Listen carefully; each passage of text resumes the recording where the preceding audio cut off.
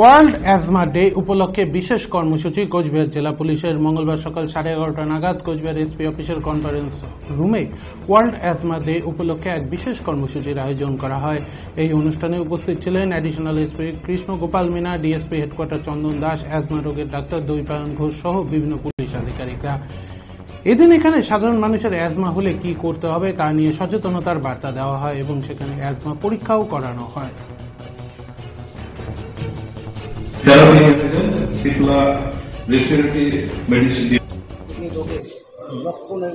হ্যাঁ, শুধু লক্ষণ আর প্রতিকারটা আমাকে বলতে হবে, তাই তো? হ্যাঁ, বলে দিচ্ছি, স্টার্ট করে। অ্যাজমা একটি আমাদের শ্বাসনালীর এক ধরনের রোগ, যে রোগটা সাধারণভাবে আমাদের শ্বাসনালীর যে ইনফ্লামেশন বা প্রদাহ এটা থেকে হয়। এবার সেই প্রদাহ যখন দেখা যায় তার কিছু কিছু লক্ষণ আছে। সকলের ক্ষেত্রেই যে সব রকম লক্ষণগুলো থাকবে এমনটা মোটেই নয়।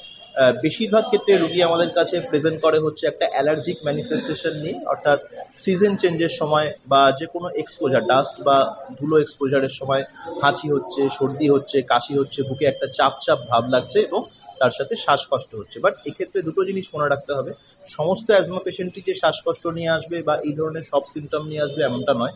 অনেক পেশেন্টের শ্বাসকষ্ট কিন্তু নাও থাকতে পারে, দিস ইজ ইম্পর্টেন্ট, এটা অনেকে বুঝতে পারেন না।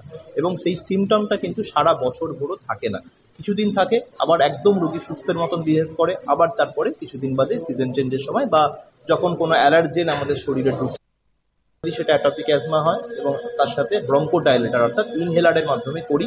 অনেকের ধারণা আছে ইনহেলার সারা জীবন নিতে হয়, এমন মোটেই নয়। কিছু নিয়ম এবং কিছু র্যাশনালিটি মেনটেন করে ইনহেলারের ডোজ কমানো বা অনেক ক্ষেত্রে বন্ধও করা যায়। তো মূলত এগুলোই অ্যাজমা রোগের চিকিৎসা এবং প্রতিকার। এরপরে আরও কিছু স্টেপ আছে, আজকাল অনেক অ্যাডভান্সমেন্ট বেরিয়েছে, ওমালিজুমাব, ডুপিলুমাব এই ধরনের কিছু ওষুধ বেরিয়েছে, স্কিট থেরাপি, স্লিপ থেরাপি বলে কিছু বেরিয়েছে। এগুলো সবগুলোই অ্যালার্জিক অ্যাজমার জন্য প্রযোজ্য। জানেন আজকে ওয়ার্ল্ড অ্যাজমা ডে আছে। প্রত্যেক বছরে মে মাসে ফার্স্ট টিউসডেকে ওয়ার্ল্ড অ্যাজমা ডে ঘোষিত হয়েছে। আজকে যে থিম আছে অ্যাজমা ডে সেটা আছে অ্যাজমা এডুকেশন এম্পাওয়ার্স। মানে অ্যাজমা নিয়ে যত অ্যাওয়ারনেস থাকবে অতগুলো আমরা প্রিভেন্ট করতে পারবো ডেথ। প্রত্যেক বছরে ওয়ার্ল্ড ওয়াইড 4.5 লাখ লোকজন মারা যায় বিকজ অফ আস্থমা।